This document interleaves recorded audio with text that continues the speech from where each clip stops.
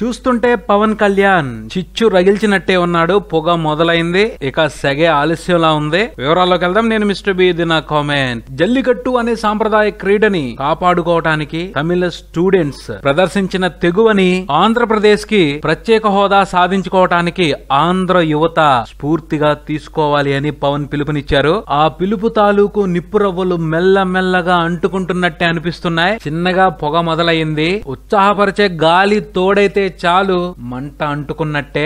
ఆంధ్రప్రదేశ్ కి ప్రత్యేక హోదా అవసరమా లేదా అన్న కన్ఫ్యూజన్ లో ఉన్నారు చాలా మంది యువత.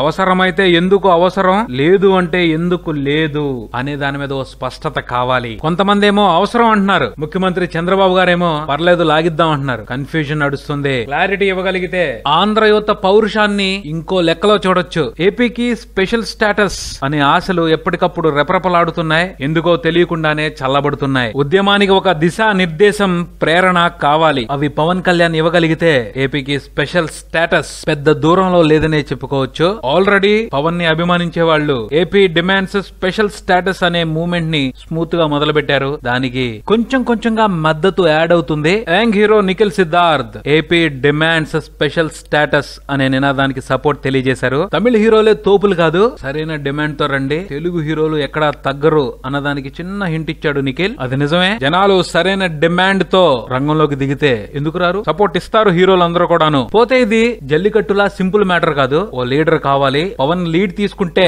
ఖచ్చితంగా న్యాయం జరుగుద్దని ధీమాగా చెప్పుకోవచ్చు. చూద్దాం ఏం జరుగుతుందో. మరిన్ని అప్డేట్స్ కోసం కీప్ వాచింగ్ మారుతి టాకీస్.